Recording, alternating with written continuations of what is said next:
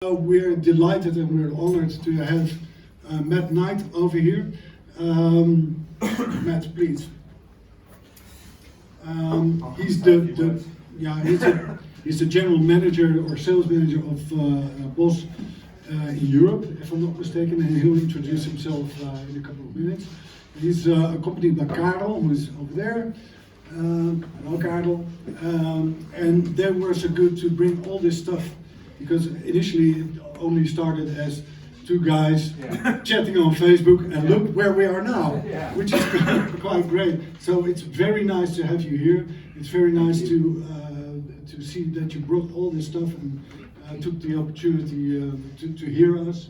In terms of the program, let's start off with your introduction, and then we'll go into a Q&A about the Katana platform. Sure. And from that, it's going to be some demos of all the lovely stuff that's been developed over here by various Dutch people. And from that day on, or from that moment on, it's just plug and play, and let's all have a good time and exchange experiences, patches, and stuff like that. Yeah. In terms of finance, there's a bar over there, and you can open your own private tab if you want to. You can pay cash, or you can pay by PIN for your own consumptions. And in the end, there's a lottery, and I'll get back to that later. And there's lots and lots of nice goodies that this man brought along just before the Brexit window closed. Sorry, I didn't have to mention that. I was just about to say. Don't mention the Brexit. Well, shit, I just did. So I'd like to hand over to you now, Matt, and the floor is yours. Thank you very much. I was going to say, before Henk mentioned it, first rule is please don't talk about Brexit. I'm not very happy about it. My girlfriend said there were celebrations in the street last night, but certainly not from my camp or anyone else. But yeah, I have no answers, so if people want to ask me about it, I have no idea. But I can talk about Katana in English only. So if you do want to give some feedback, or you don't feel like you're comfortable enough doing it in English, then please mention it to these guys, and I'm sure it will come back to me anyway. Okay, so I thought I wouldn't prepare anything. I like becoming unprepared. And I wanted to give everyone a little bit of a back history about what I do. Some of you may have seen me on the internet before. Some of you may have seen me in the forums answering questions. So let's take a few steps back. So I am currently the European product manager for Boss. So I look after all sales and marketing for all Boss products. So that's about 350 individual products, including amps, effects.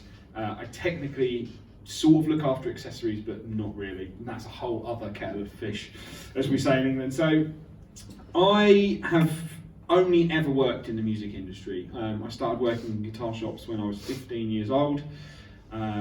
Just on Saturdays. I then went to music college.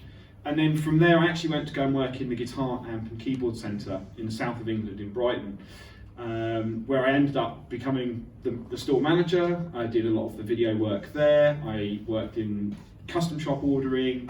I've been lucky enough to go to all the factories and experience a lot of product firsthand. And then from there, I actually went to go and work at Anderton's. So I went, a lot of you I'm sure are aware of Anderton's and their YouTube channel. So I worked there for 2 years, managed the guitar department there, managed all the guitar team, helped with the videos on occasions as well. And then from that, one of my friends who I'd known through working in shops worked at Boss, and he was desperate for help. So I begged for about 4 months for a job, which I eventually got, and I came to work for Boss and Roland. And then about 18 months ago, I took the position that I have now, which is Sales and Marketing Manager for Boss. I've been lucky enough to live in Japan as well, and I've been involved in product development as well as marketing strategies, video launches. We also give product development feedback to Japan. I was just saying to one of the guys here, I actually got to name the technology in the GT1000. So that was a nice proud moment for me as a lifelong Boss fan to actually have my own stamp on product and product history. And I was saying to Henk and Eric when I came here that I started about 1 month before Katana launched. So the last 3 years of my life have been an absolute non-stop whirlwind. Katana has gone way above the expectations we ever thought it would. At the time, and I say this, I've done a lot of internal presentations, so I'm sure Carol's probably heard me mention this quite a few times. But before 2016, there was no Boss branded amplifiers. It was all Roland. So the Katana was a huge leap for us in terms of taking a step forward and entering the amp market. You know, Fender, Marshall, Vox. It was, a scary time because we're physically moving into a new venture. And now Boss and Roland combined are the second largest amp manufacturer globally behind Fender. And that's thanks to people like yourselves who have bought and used and talked about Katana. And we're still learning lots of new stuff every day about how people are using it.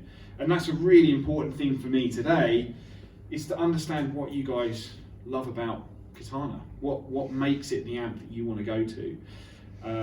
What sort of sounds you're dialing in. I mean, the custom controllers, is way above beyond my capabilities as a substandard guitar player.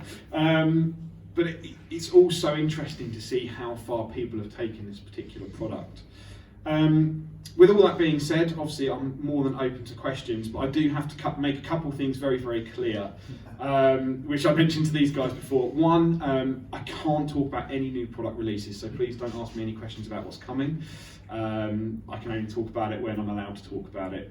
And I guess actually that's kind of about it really. Just we tend to be, as I'm sure you're aware, very conservative about when we're talking about new products and stuff like that. So I'm more than happy to talk about what's here now. And a lot of the opinions you will hear are my own and not necessarily representative of the wider company. So do just be aware, obviously don't take, some of the things in terms of sound, that's my own opinion. Some things are an opinion direct from Japan. But with that being said, I guess we'll just open the floor and ask any questions. We've got, actually I guess we'll just talk about gear real quick. So a couple of things that we brought down. GT1000, if anyone does want to try it, we've got GT here. We can hook it into the Katana. We've got Katana Mark II running stereo expand into a Mark 1. I think we can A/B the two. We also bought a pedal board with all the new 200 series delays, the new RC10R looper, the SY1 compact synth. We've got the new Katana Artist Mark II, so these aren't even in the shops yet, so if you want to try that today, you'll be the first people to try it. Probably in Europe. I don't think anyone's actually got stock of this until maybe another 2 weeks. And also we bought the Waza speaker, so we do actually sell the Waza speaker that's in the Artist separately. For a few of you might have questions on that, so we thought we'd bring it down. And as Henk said, we've got a few giveaway things to talk about. Oh, and I'm sure many of you guys excited. I've also got a couple of pairs of the Waza Airs, and I did well over 100 demos on this at NAMM, so I'll still try and give you the best demo I can, but I've definitely run through it a fair few times. But yeah, we've got these here to try, so I think we're going to do that later on this afternoon. Yeah, sure. Yeah. It's probably the only one left in the whole of Europe? Yeah, we've got 2 pairs, and probably, I think, so myself and Carol, we have a lot of other people around Europe that work for Boss. We've all got about 1 pair each. There's about 10 pairs of these left, and they're ours. It's totally sold out? It is totally sold. Yeah, we sold out completely within probably the first 2-3 days. So they sold out. It's only 400 euros. So. Yeah, we sold out globally within the first week. So cool. Well, congratulations. Thank you very much. Let's do this for something. Absolutely. Okay. So my first question to you would be, I'd like to see your hands, because I'm quite curious as to what you people are playing right now. So who actually owns the Katana Mini? Yeah, the gentleman over there. Oh, we brought some. Yeah, we brought some. Katana 50. Oh, okay, that's quite a lot. Katana 100. Yeah, okay. And Artist. Head. The head. It's on head. 2 heads. Okay, well that's quite. Well, that's really interesting for the artist, and I mean obviously we've got the artist too here as well, so I'm more than happy to talk to you. And the other thing I'm wondering, because what type of music is actually being played on the Katana, because it's so versatile. So I was wondering, does anyone play jazz from here? No? Rock music? Yeah, okay. Blues, probably. Any metal heads? Yeah, cool. Especially if acoustic players. Do we have one over there, two over there? Okay, that's great. Which is already some sort of statement of the versatility of the whole Katana range, if you will. Yeah, I'd say one thing was really interesting when we launched the Katana. We didn't actually do the launch video. So Europe, pretty much every video you've seen for a launch product has come from our European office in Reading in the UK. But when Katana came out, it was a very metal orientated video, because the Katana is derived from the Wazarams that came out in 2015, I think. And then it very quickly became something above and beyond that. We very quickly realised that it was incredibly versatile. I mean, I'm sure you guys all know Danish Pete from Anderton's. I've known Pete for well over 10 years now, and as soon as he played it, and obviously we saw his playing style, it really made us realise how more versatile that could be. Okay, so it wasn't designed on purpose to be versatile? Is that the right conclusion? No, it was. I mean, because when like I said, it came out about 1 month after I started, so we were sort of still really getting into what Katana was going to be, and for the first 6 months, it was a very slow process until we really decided to actually get it in the hands of a lot more people and a lot more players. And once we gave it to guys like Rob Chapman and Rabia and Pete, and a lot of people that I've got to know very well over the last 10 years or so, it really opened up as a. It wasn't just a very genre-specific amplifier. And now we just say it's a bit of everything. You know, it's very bizarre, because usually if someone pictures an amp as a jack of all trades, or everything in one box, it usually turns people off. But actually, this is we've got. I was saying to Eric earlier, I've been lucky enough to go to Nashville and Summer Nam as well. For any of you that haven't been, Nashville is an amazingly musical city. It has one strip of about 70 to 80 bars, all with live bands. It's all live bands, all live music. And these guys are using vintage Fenders and Gibsons and a huge range of gear. And as we walked down the strip, every other bar, people were starting to use Katana. And these guys have got access to some of the best gear in the world in Nashville, and even some studios, and they're playing out there with 50 and 100. So that was a real eye-opening moment for us to see that it's gone much further than we ever thought it would do. Okay, so maybe you could tell something about how did this all start? Because somewhere in Japan, someone came up with the idea, let's build a all-in-one Swiss Army knife of guitar amps. Yeah, so I mean, a lot of the I work in product development as well. So I'm not an engineer by any means. I come at it from a marketing and end user perspective. So what people want, and we try and make sure that that's built into the product. And with Katana, obviously I came right at the end stage. So the product had been delivered, and then obviously we had to then go and market it. But the thing that's always happening in Boss is there's always development happening, there's always stuff in the works. And Yoshi Ikegami, who I'm sure if you're in the Facebook group, you all know that Yoshi's in there as well. Yoshi is the president of Boss, and he's worked for Boss since 1978. He started life on the production line. His first job was building RE201 Space Echoes, and he taught himself to be an engineer. So he basically worked during the day, and then studied at night, studied with the engineers, became an engineer. His first real product was the SDE3000 digital delay rack unit, and he was an engineer for many years until he became the Boss president. Went to work in another department and came back to Boss about 6 years ago. And that's when I first met him, and he said to me, what is Boss missing? And I said, you know what, I love Boss, I'm a total Boss fanboy, but it's a dreadfully uncool brand. And I think a lot of people would agree, we went through a time of it, it never really having a lot of character. So he went back and he said, right, we need to build products that people think are cool, I guess, in a simple way. And they started working on technology, and that's where the Waza amp came out. So a lot of you probably remember the really big, expensive Waza amps that we still make. But obviously with everything, with product development, that technology becomes, it kind of feeds down the river into other products. So the Brown Sound and the Class AB technology and the power amp, all of that was designed and built for the Waza amp, then became something that we could start using in other products. And that's really where the seed of Katana started. We started with this big product. We started with an amp that, had that Brown Sound, had that feel of a real amp. And then fed down from that. And I think, I guess for us, the more we talked about it, the more we said, what we want is an amp that's very plug and play, very simple to use. I'd worked in a store for years with a lot of other products that are very menu driven. And that's just not the way that people want to play guitar. If you're going to go and buy a Fender or a Marshall or a Vox, it's very much, here's your control panel, here's your, you tweak a bit and away you go. So we wanted Katana to be the same thing.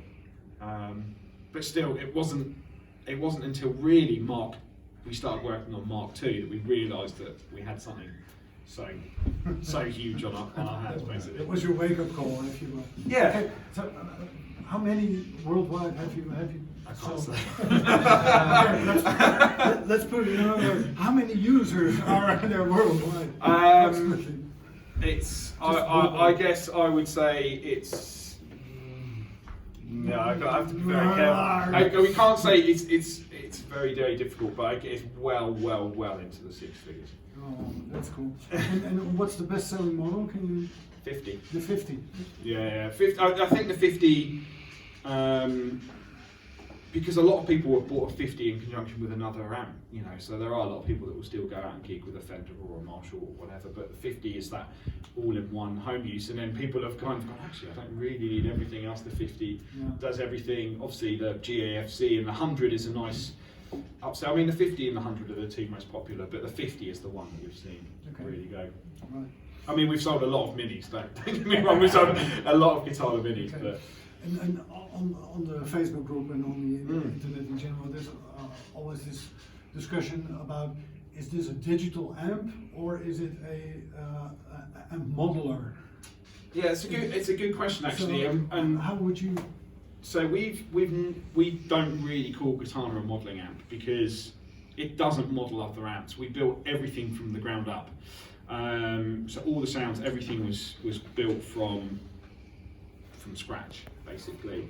In terms of its internal design, obviously, you can tell that there's some digital processing going on at the front, but the back end is all analog, and that's what gives it the feel. So for those of you unaware, obviously we've got a range of different, anything that's an amplifier is made by Boss, even though it might have a Roland badge on it. Boss and Roland are the same company. So obviously we had the JCs, it's a legendary solid state amplifier, and then we had the Blues Cubes. So the Blues Cubes are discrete IC, 100% analog, Class AB power amp, and then that's a very, very similar technology to what's in the Katana. Obviously we have the Next Tone as well, which is a hybrid of the two, but the front end is obviously it's an analog input, there's a digital middle section, and then it's analog again. Okay, cool. Let's talk a bit about the built-in effects, because there's a huge load of them. Actually, I believe it's almost the whole catalog of Boss in terms of effects.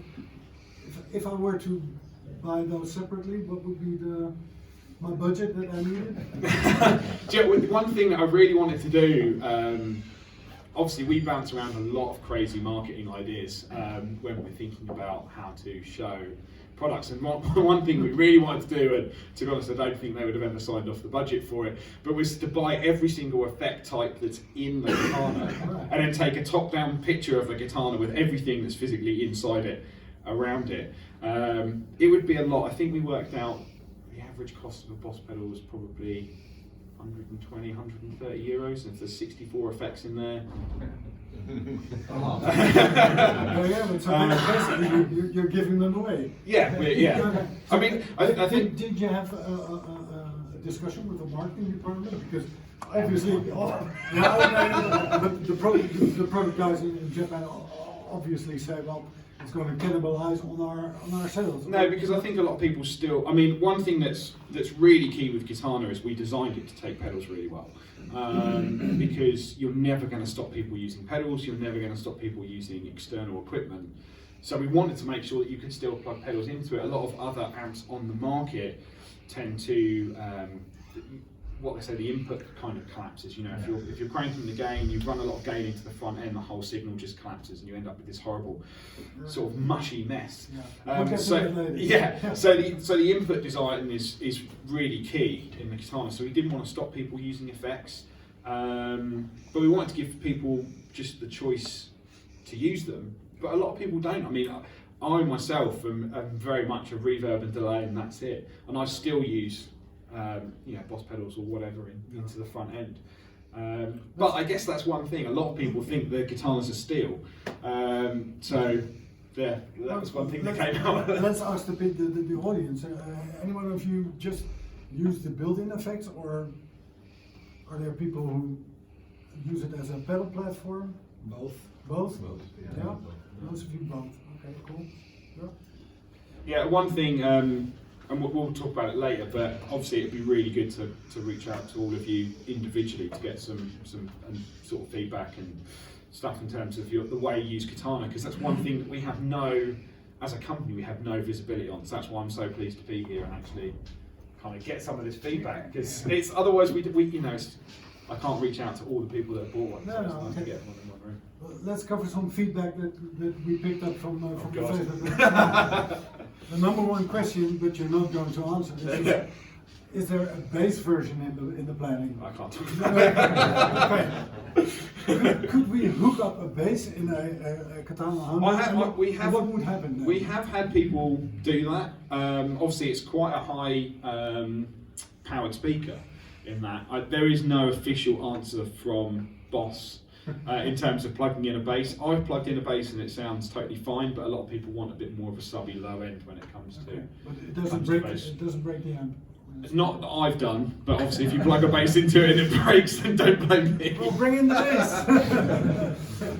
If anyone did bring a bass, then we're more than welcome to plug it in. Yeah, okay. You can plug it into the one that we bought, because if that breaks, I can get a spare one. The other thing that keeps popping up in lots of discussion is a thing that's called a high fizziness pitch when you just start off, and people are complaining about this high frequency thing. Yeah, actually, is that a myth, or does it have to do with a maybe speaker break-in, or what's the story there? I think maybe some people have more attuned ears than maybe me personally. But actually, I'll tell you what. With that, I'll give you a really cool bit of feedback that we got from Andy James. For those of you that don't know, Andy James, he's an incredible sort of metal shred guitar player that's using Katana Artist and GT1000 out live and on tour at the moment. And one thing that he actually did, which I thought was really interesting, and he actually A/B'd it at a couple of master classes that we put on. And the global EQ, there's a 6.3 that you can actually dial out, and he said that actually if you dial that out, it takes a little bit of that sing off the top end. I like a really bassy amp anyway, so I tend to wind the treble down. I think the thing is Boss tend to give you everything. I think we never tend to limit your imagination, as it were. So in terms of EQ, in terms of controls, in terms of what you can do with a product, we never kind of enclose that. Sure. And that also comes down to EQ and frequency. So I think you tend to find that actually we're probably giving you a much wider frequency range than a lot of other products on the market, which is why you're hearing it. But a very cool tip is to go into that global EQ in the editor and just sing off a little bit of that 6.3. And actually it does make a difference personally. Okay, maybe Eric can show us later on. Yeah, absolutely. Put it on the beamer. It's if we It's a have, global EQ czar, if you will. yeah, I think that's the thing. What I love about Katana is you don't have to do any of that. You can just go straight in. But the editor really allows you to deep dive into a lot of that. let's talk about another myth, if you will. Okay. That there's a noticeable difference in sound between the firmware versions. So some people tend to say, well, I'm stuck at firmware version 2 because it sounds way better than 3 or 4. Yeah. What's your comment on that? So my personal comment is there isn't, and I can almost tell you this from an official sample, there is no difference between any of the versions, and there's no difference in sound between 1 and 2. I'm sure there's going to be some debate, and I'm more than happy for people to talk about it and be open about it. That's no problem. But there is differences in the sneaky amps and effects. Yeah, they are disappearing from the higher version. Oh, we'll talk about that. Yeah, there's the S word. That's the other question. Is the S word? Is it forbidden? Does it come to my presentation? Sneaky amps. Sneaky amps. What's the story on that? I can't say. We've been told to not talk about it. But how did they wind up in the thing? To be honest, I don't actually know, and it's something that's not been talked about from a top-down level, and it's something that when we discussed it, especially when versions changed and we moved up in the model, it was never discussed. It was left there. Any more surprises that we need to be aware of? Not as far as I'm aware, unless anyone's really got into the code. Well, built-in tuner, for instance. Do you know what? That's a funny question. My personal opinion, and I'm sure a lot of people have guessed the same thing, is a lot of people will ask for it. I'm not sure how many out of the wide people would actually use it, and I still think that a clip-on tuner or a floor tuner is better than having to have one on the amp. Or just use your ears. No, my ears aren't good enough for that. I didn't put enough practice in. Okay. And then there's another thing. By the way, if any one of you have any questions, just please fire them off. Feel free to come and find me Feel later. free, ja. Iemand vragen uit de zaal nu al of dingen? Semi-akoestische gitaar, kan je daar ook op? Semi-acoustic guitar. Would it be feasible to use that on a Katana as well? Like a 335, like a electric semi-hollow, like a ES style. All right. Yeah, no, it's totally fine. So that's where a lot of confusion comes in. Is the acoustic setting is actually like an acoustic preamp. It's not acoustic modelling. Some people love it because it gives a certain clean sound to the clean channel. But any semi-hollow is fine. But if you're using like a big acoustic with a piezo pickup, acoustic is generally the best way to go for that. Yeah. But again, we don't really tell people how to use it. It's all up to interpretation. I think that's one thing that's really driven the community more than anything is people have made their own way around the amp and found their own things, and that's why we're standing in a building today talking about an amp, because everyone uses it differently and talks about it differently. And on the other hand, it's quite easy to get lost in all the options and all the different possibilities that it has. Yeah. I've noticed some people say, well, I bought a new Katana 50, but I returned it because I couldn't get any decent sound out of it. I mean, as myself and with everyone's entitled to their own opinion, and we're more. And actually, part of the thing is when we get people like that on forums and then online, it's very much of like, what didn't you like? What could we change? What could we make different? We're never going to build an amp for everyone. You're never going to please everyone. It's impossible. Sure. And some people will like other things more than others. But I think for us, again, we just let everyone get on with it in some ways and just say, what do you like, what didn't you like? And we are trying to take as much feedback as possible to always try and make it a little better. Okay, talking about feedback, speaker swapping. That's also a big thing that there's lots of discussion going on. People say, I don't like the stock speaker, and I'll swap it for a different one, greenback or whatever. Yeah. What's your opinion on that? Because you brought the Waza replacement, or so one thing that maybe a lot of people don't know with Boss is that everything that we make is proprietary. We don't source outside of products. We're not buying cheaper speakers from another factory. Everything is designed. So take for example, and everyone's welcome to come and have a closer look. So this is the Waza speaker. And this was what was in, or this is what's in the Artist was in the Waza cabs as well. There's 26 different elements that we worked on in this, and I'll tell you a very cool story.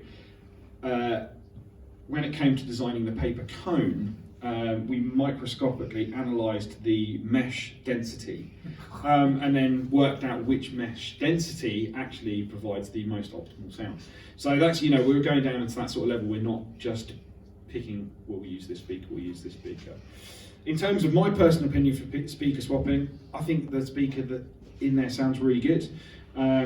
The whole amp is designed and tuned around the speaker that's in there.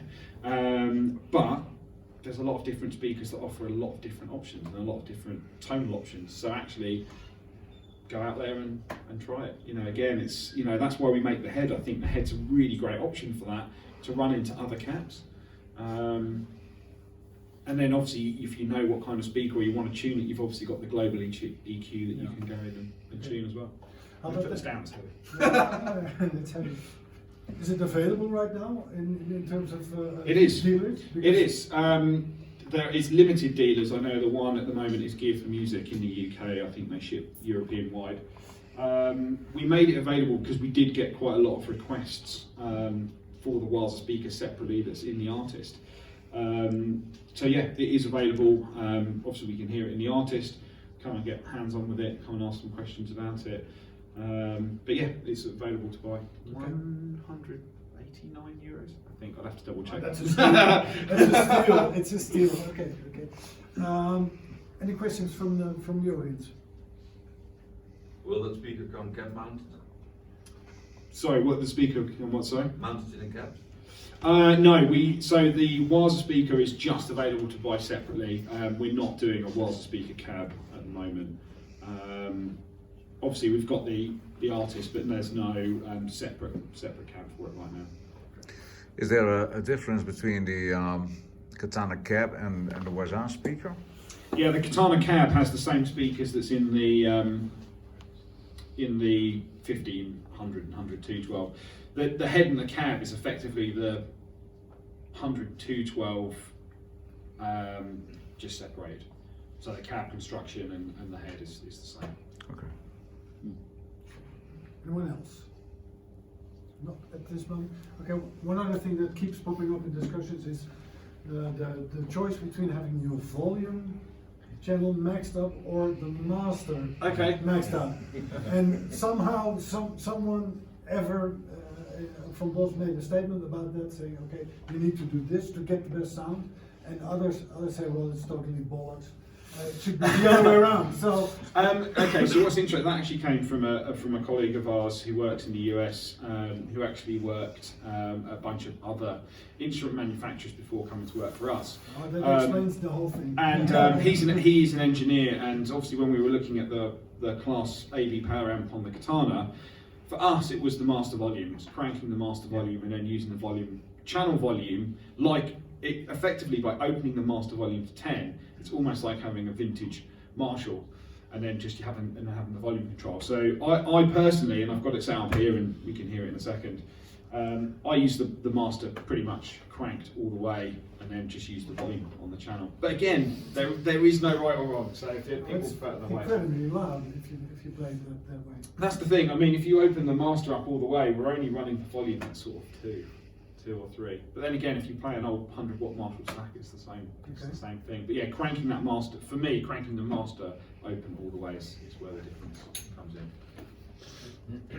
Right. Let's talk about the difference between the Mark 1 and the Mark 2, because Yeah. internally they seem to be quite the same. They offer the same sound, practically the same functionality. Yeah. What was the reasoning behind getting a Mark II out? Okay, so I'll give the sales spiel for this one, I guess. I was very fortunate enough to give a big presentation at Abbey Road about this to a bunch of our sort of dealers out there. So Katana has won a lot of awards, and you know, as I said, it's really favoured by a lot of people. And we've updated the software 4 times because we've got a lot of requests.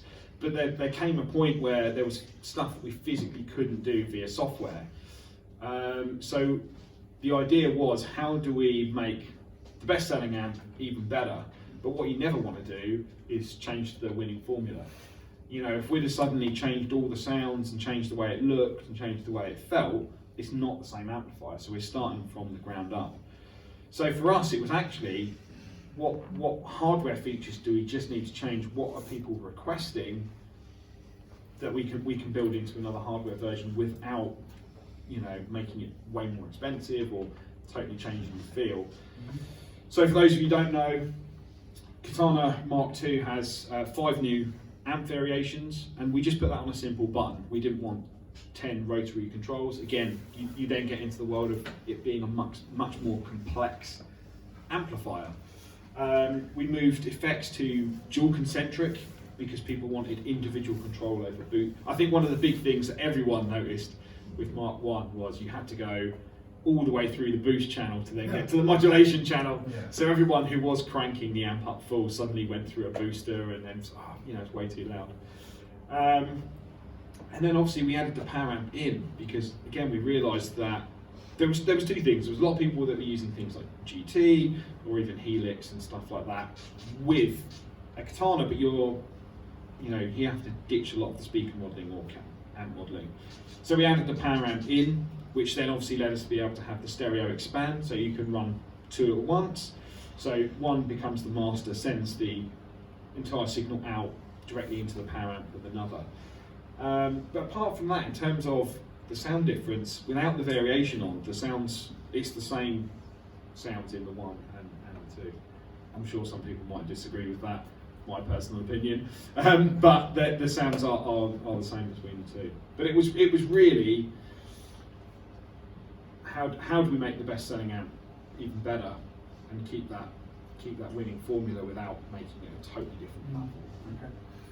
One final question for now, unless there are other questions, I think. Why is the Artist the only amp with the controls on the front side instead of having it on top? What made you think? I don't know. I don't know what the personal reason was for the engineer. I mean, it's funny because there's team front panel and then there's team top panel. I mean, I'm a very much set and forget. So for me, I'm not particularly fussed. But what's interesting is obviously when we're developing products, we are looking at what other products are out on the market, and a lot of the products that we were looking at had top panel controls, so that's sort of where we started from. But I think when we went to the Artist and we want something that was a little bit more, you know, we use the term performance class. I mean, people have obviously been performing with 50 and 100, but then when we started looking at the stage amps, obviously the stage amps all have front panel controls, so it was just a case of moving from one to the other. Okay, thanks for now. Ah, no problem. Any more questions? No? Okay, well, thanks a lot. I'll be here all day, so don't worry. Me too. Sorry? Yeah, maybe we can